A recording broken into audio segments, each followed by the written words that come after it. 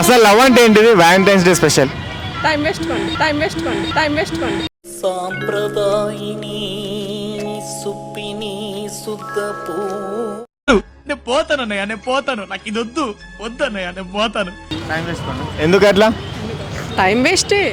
అదే ఏ విషయంలో? ఏ విషయమైనా టైం వేస్ట్.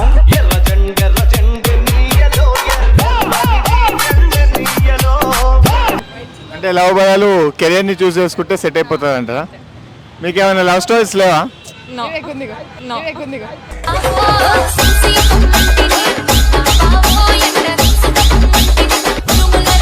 చెప్పడానికి సిగ్గుపడుతుంది. అబ్బా అబ్బా అబ్బా.